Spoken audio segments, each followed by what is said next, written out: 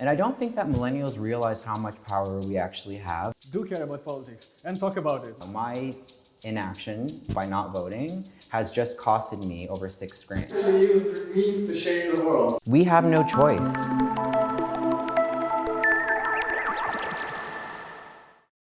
Well, welcome back, folks, and we have a second interview today, and today we have Tyler Watt. Tyler is an active political commentator and an assistant to Liberal MPP Mitzie Hunter. So welcome. Thank you for having me. So your assistant, what do you do? What exactly is it that you're doing for Mitzie? So I'm the creative director to MPP Mitzie Hunter. I'm doing this for the summer before I head back to Kingston to finish off my nursing degree.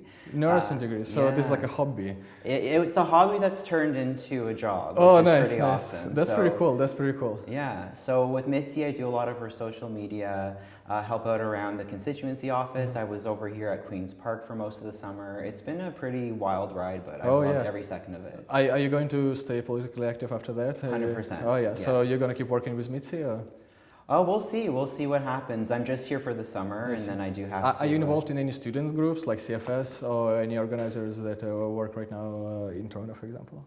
No, I'm not. But I'm happy to always collaborate with groups and whatnot, especially when it comes to advocating. You know, post-secondary students right now are under attack here in Ontario. Oh yeah. So. We need to mobilize everything, right? Basically. Talk about your background. So where did you grow up, and how was growing up there like?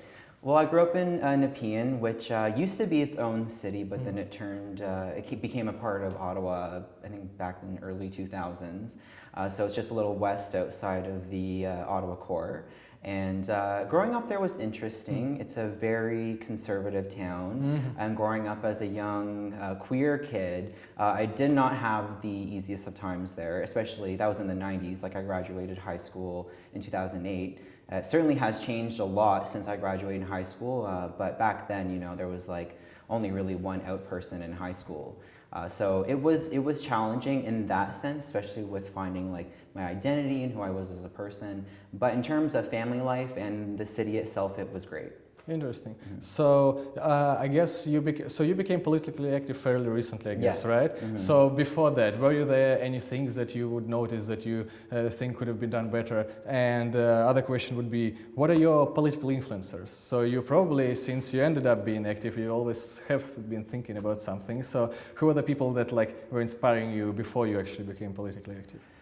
Well, to be honest with you, my story with politics is kind of unique. Like, I kind of grew up in a bubble, and that's part of the reason why I do what I do now, is because I don't think it's okay anymore to really not pay attention to what's going on. I come from that world. I felt totally fine and safe not paying attention to politics, being here in Canada, and everything in the US. But as soon as Donald Trump announced that he was running for president in 2015 is when I really started paying attention. That's what popped my bubble, was Donald Trump. Would you say you came from a conservative family, or? My family has never been huge on talking about politics. I have my suspicions. Okay, but now I think they're a little bit more liberal-leaning. I see. So you're this one kid in the family that actually got into politics, right? Don't know about that. All right, nice. But in terms of political influences, I mean, my influence for getting into politics was Donald Trump and Doug Ford. Those are not people who influence me, but they influence kind of what I'm doing. Politicians that I admire, people like Alexandria Ocasio-Cortez. She's so amazing. I just adore her. I love what she's doing. Yes. I love her kind of cutthroat, honest approach to politics. I really enjoy her Twitter. She's just calling out everything like she sees it, calling out all the corruption and just things that need to be fixed. And that's kind of what I want to do as well. That's do you think that's what we all should be doing? Yeah, totally. Exactly, yeah. Totally. What do you think of social networks as a platform for politics? For example, Twitter. Twitter has this format that requires you to put all like the messages you want to send in this very short box, just like a bunch of characters, not that much. So it sort of pushes people, instead of sharing some complicated opinions, sharing just sort of quips, you know, like little sort of jokes you send at each other. And if you manage to like be hilarious about someone, or you like retweeted something very, you know, in a clever way, then you get the attention. And the whole idea of like people being involved in politics as trying to solve something changes into who made the funniest pun. And so do you think like this platform, like do you think Twitter is toxic for politics these days? It's a tough question because I kind of view social media as this double-edged sword with politics. It really has become an ugly place, depending on where you look.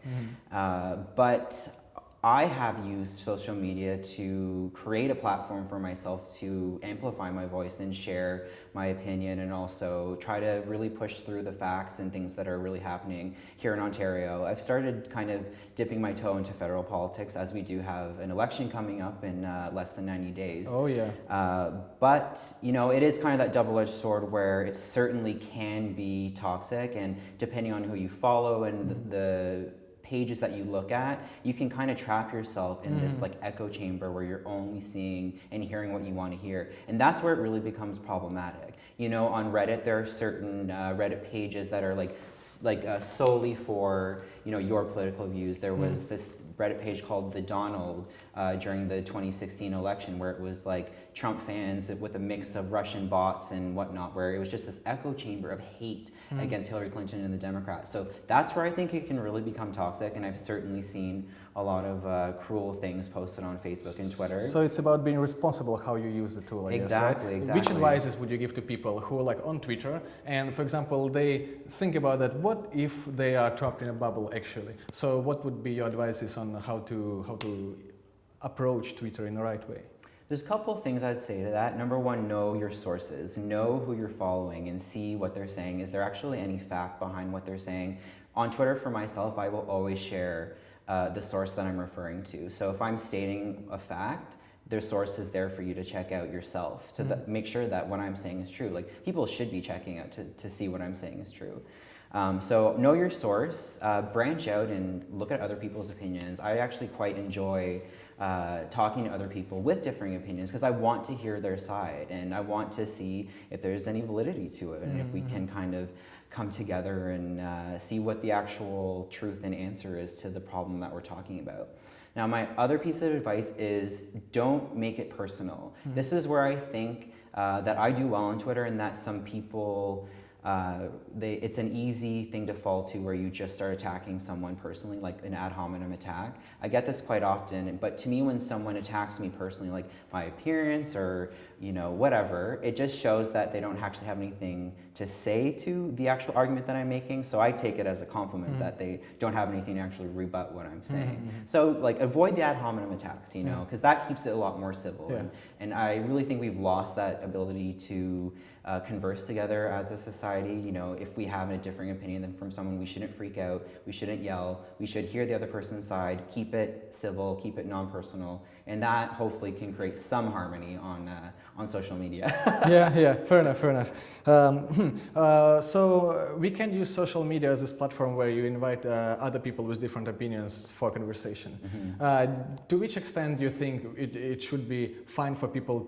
So is there any threshold you would say that after which we cannot allow people to say something, for example, like fascists, right?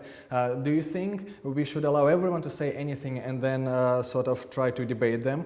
Or do you think there are certain things that just shouldn't be said at all? Yeah, that's a really tricky thing, because we get into the whole free speech debate, and I understand both sides of the coin. But Twitter actually has implemented a new feature where you can report someone for sharing or posting essentially fake news. And I think it's important that we hold people accountable for spreading misinformation and lies, because as we've seen with Donald Trump in 2016 and various other political campaigns, can be really dangerous. So something needs to be done about that kind of misinformation. It will keep happening. It will keep happening more. I mean, they will be searching for more engineered ways of doing it, because it's such a useful tool to politicians whose goal is just to get the votes, and that's it. So yeah. I also think there's a fine line between freedom of speech and just blatant hate. I cannot tolerate any kind of hate group or hate speech. It's super uncomfortable. It really doesn't belong anywhere. But then you get into that debate of free speech, Yeah. There should be some answer, because like my opinion is, I also agree that if someone's just spreading hate straight, like there is no underlying purpose for what is being said except for just like them being angry. Like that shouldn't be there. But how do you monitor it in the right way? Yeah, I guess like if enough people report that, that's probably one of the measurements we can use. And I think that that's really a responsibility that Twitter, Facebook, Instagram, Reddit, all the social media platforms really need to figure out, because it's challenging, you know. It's a global social media network, and with every country has different laws that they have to abide by. So I understand that it's complicated, but they have millions and millions and millions of users on their social networks. It's their responsibility to ensure that they have a proper system in place to deal with that kind of hate. Yeah, we want responsible capitalism, right? Yeah, I agree. Sort of. Oh, by the way, so what do you think about the future? Do you think it's capitalism, socialism, a blend of both? You know, that's a tough question, because I think that we are moving more to the left as a society. But you know, when the pendulum swings one way, it swings harder the other. So it really depends on who's in power at the time, which is why it's so incredible that we get out and vote for the politicians and leaders that we think are going to truly represent what we value. Yeah. You know, I think that recently there was shortage of them. Pardon? There was shortage of those politicians recently around the world, unfortunately. Exactly. And you know, I want to see.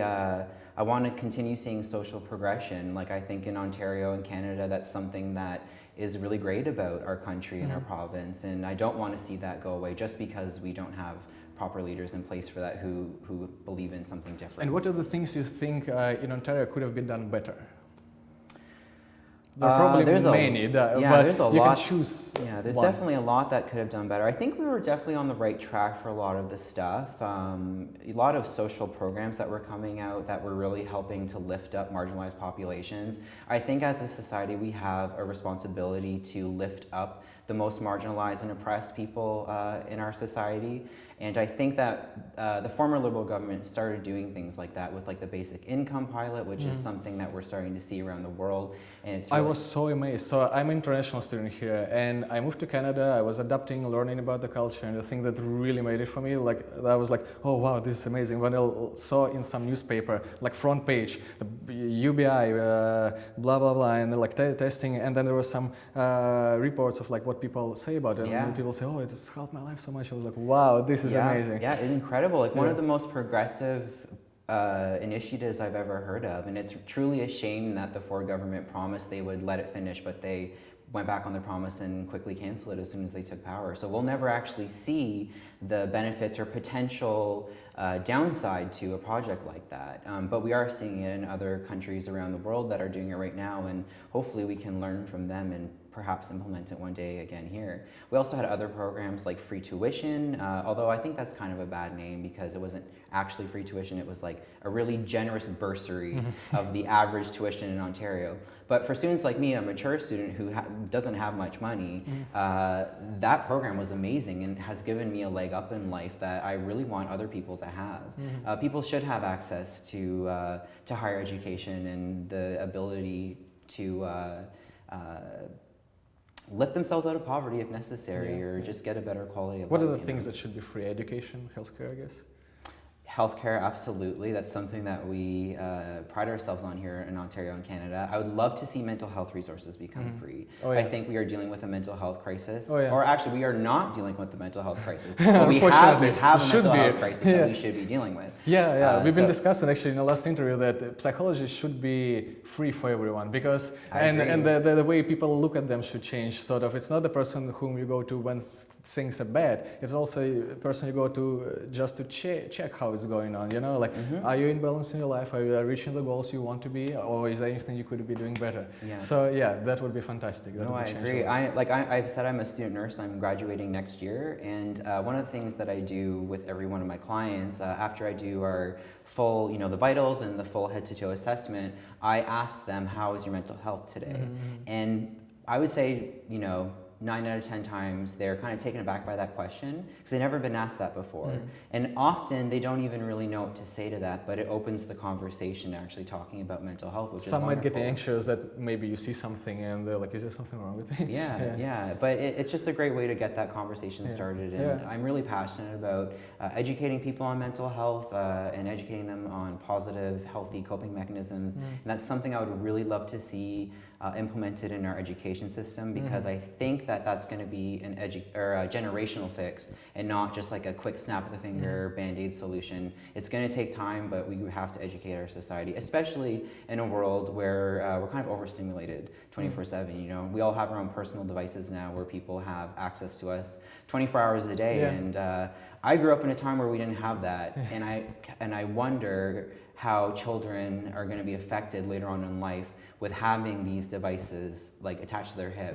You know, it's going to. Well, probably there are positive and negative consequences with it. The positive I've noticed is younger people, like younger than us even, they're exceptionally good at Googling stuff. It's like, you know, you see them get in an argument, and what we would do when we were kids, we would just discuss who knows what, and you know, I heard that. I heard that. Yeah, exactly. And they immediately, they have a problem, they're like, well, and they immediately get the right answer. It's like, wow, that's actually cool. But of course, there are so many ways to abuse it and not to use it right, and to use it to basically form the addiction and trying to solve some internal problems through just being addicted to social media. So there is that. No, so exactly. it's another thing that you gotta be responsible about. It's like we get new tools, we get new technologies, they improve our lives, but also it's more responsibility. So you gotta, we gotta fix the society enough. And I like what Instagram did recently. They implemented in Canada. I think it's now starting in the US, but they're hiding the likes. This is amazing. I was so happy to see that. I'll explain why, because it's clear. Well, some people are outraged over it, and I can understand how it's a little bit problematic for people whose like their businesses, like influencers and companies and whatnot, are on there.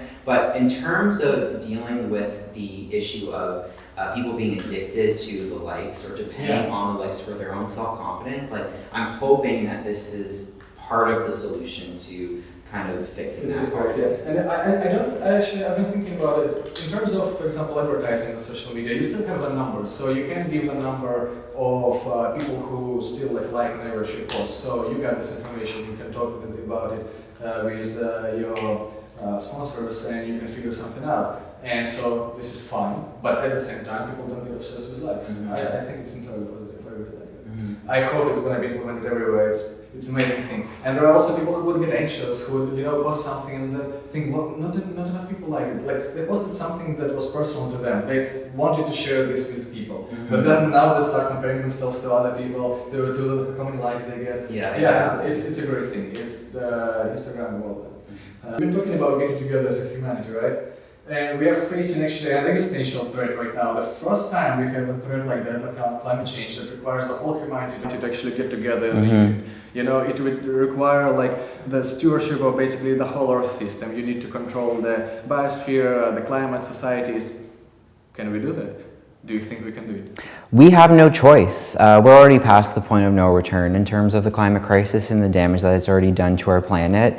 So, it has to get done. That's why I think when it comes to choosing who you're going to be voting for and electing our leaders, if they don't believe in climate change, it's a non-negotiable. You shouldn't even consider them. You know, article after article that comes out from researchers and scientists, it's a basically a unanimous agreement what has happened and what is happening, and it's scary. You know, the longer we go without doing things, the worse the consequences are going to be, and it seems like our timeline for how long we have to implement changes getting shorter and shorter and shorter. So I would like to see some more progressive not functional, but I want to see more effective stuff and policies done that are actually going to start fixing climate change, reducing our emissions, because we don't have much time left, and I don't want to be checking the weather every day to see if there's fireballs coming out of the sky, you know? Yeah, fair enough. I totally agree with that. I like the point you made about the elections. It's like there is this allegory about politics that I really like, that it's like a stage, and there are people watching, and on the stage there are two people. One of them is a doctor, and he says, hey, here is a solution to a problem, but it's going to hurt a little. And then there is a candy shop owner who says, look, this man is just gonna hurt you, there is nothing for you there, I'll give you candies. Yeah. If you take candies about climate change, you're gonna get a cyanide candies for sure. It's like, don't even think about it. What do you think we should do then? How would we approach this problem with the climate change? So what do we need to do? What are the steps you think we should take that would help us to get together? Because we need to do it as fast as possible. I think it's definitely a complicated solution. I don't actually even know what the full solution is going to be, but it has to be reducing the carbon emissions that we have, whether it be from corporations and individual human behaviors that we're doing. I think the carbon tax is it's a proven method to reduce carbon emissions, and it's definitely a good first step, especially with trying to change people's behaviors. You know, maybe people are more reluctant to go fill up their car with gas because they know it's going to cost more, so maybe they'll take an alternative form of transportation or whatnot, you know. But more bigger stuff has to be done. And I also think pushing through into a new green space. You know, we need to start investing in green technology. We could be the leaders of that here in Canada, but we're not. And I think we're kind of missing out on that opportunity. It not only makes economic sense, but it makes sense in terms of saving the world and not handing the next generation. Win-win, everyone, come on. That's so what about electric cars? So that would be cool. I've heard like they're much cheaper in terms of like how much money you pay for electricity. It's like I've heard it's 100 kilometers for $1 or something like that. That sounds great. So you can get to Montreal for $6. I mean, yeah, that sounds lovely. That sounds lovely. A good weekend, eh? Yeah. But see, that makes economic sense. Like it's an initial investment, but it pays off in the long run. And I think that if we can start transitioning to that more quickly, because we do have to do it quickly as a society. That's a good point. So about the society, so all these big actions, they would be taken, for example, by politicians. But politicians we need to elect. We need to elect the right politicians that would actually do that. So what do you think we should attempt here on the level of the society to ensure that people vote for the right politicians? They need to be educated in what they're voting for. Again, like I said earlier, if that leader, like Andrew Scheer, kind of tiptoes around climate change and I'll be honest, the Conservative Party of Canada's climate change plan is pitiful. It's actually worse than Stephen Harper's climate change in 2020. Yeah, so to me, it's a non-negotiable. I won't even consider voting for them because just on that reason alone. I mean, I have plenty of other reasons as well, but just for the fact that they don't take climate change or the climate crisis as a serious issue that it is, then they don't earn my vote. So I think people need to look at what matters to you. Does the earth matter to you? I think it does for most people. I actually saw a poll recently that said like 74% of Ontarians believe that climate change not only exists and is a crisis, but it's man-made. So there you already have almost 3/4 of the province who kind of have a real understanding of what's going on. So I wish that those people would go out and vote for proper leaders who have the capacity to make change, the proper change that we need to actually start fixing this crisis.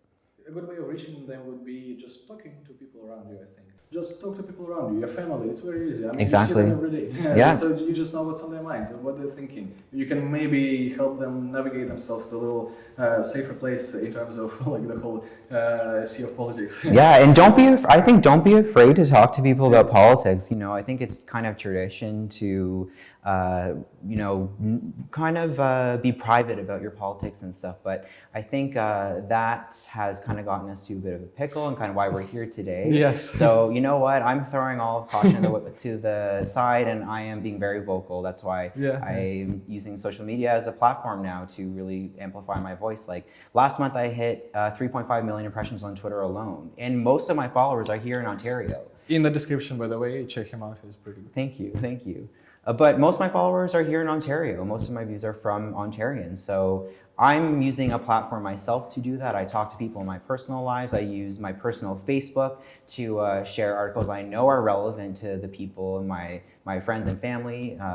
So don't be afraid. Get out there and be vocal because it's maybe all of our one of the main paradigm shifts we need to do, like for people of our generation, is like do care about politics and talk about it. Like actually, it's a very important thing. The thing is, you gotta be able to like debate it. You know, not just get in an argument and in a fight, but don't take things personally. Probably that's good advice. And then let a person say if it's something you feel like it's an attack. it's fine. You don't have to reply. Honestly, to answer, if you see the person is ready to talk to you and like they're ready to sort of have a conversation, then go for it. Otherwise, just like step back. And maybe this is probably the best we can do. And I don't think that millennials realize how much power we actually have. There are so many of us that we could actually control who wins This year, in every election. This year is the first year that there are more millennials voting than baby boomers. Yeah. Ba-dum-bum. Everybody should go vote in October. Exactly. And like, I'll give you a great example as to when some of my peers realized how important voting is. So I was sitting in a room with about 5 other student nurses, and it was the day that the news came out that Doug Ford was cutting tuition by 10%. And then shortly later, the news came out that he also cut the free tuition program.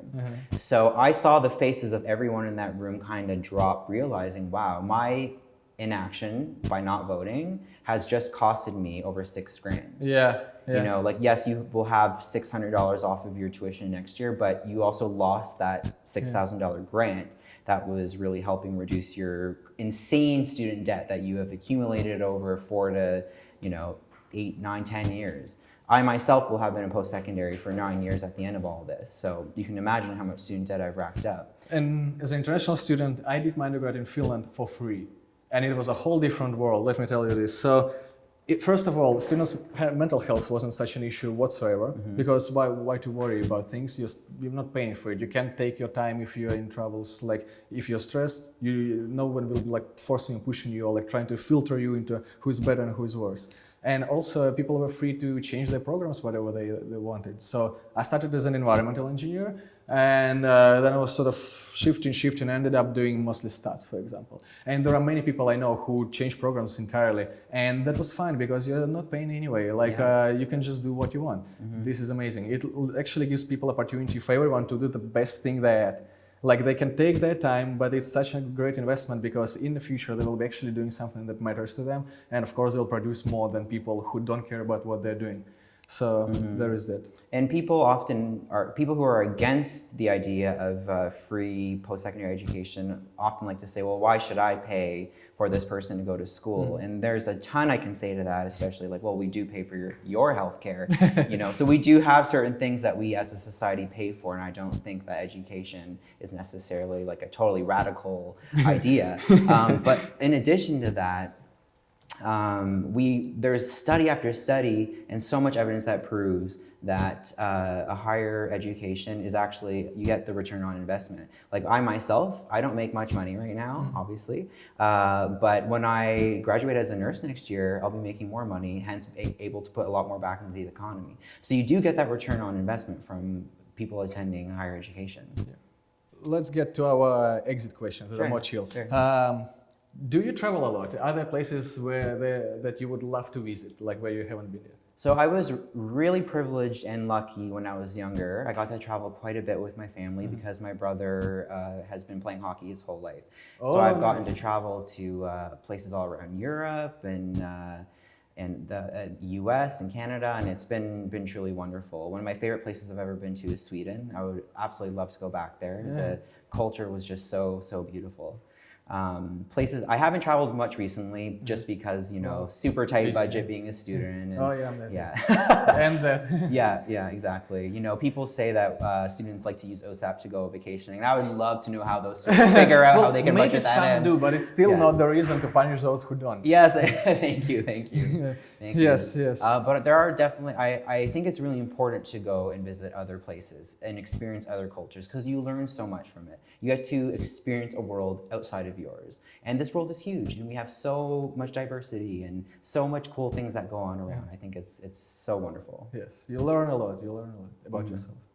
Young people really appreciate when you have this personal, informal touch. Can you tell us a joke? Okay, I'm more funny like off the cuff, giving my sassy, witty comments, so I'm not more of a knock knock who's there joke. But I did come up with one in the car. It's okay if you don't laugh. What's the main difference between Doug Ford and Andrew Scheer?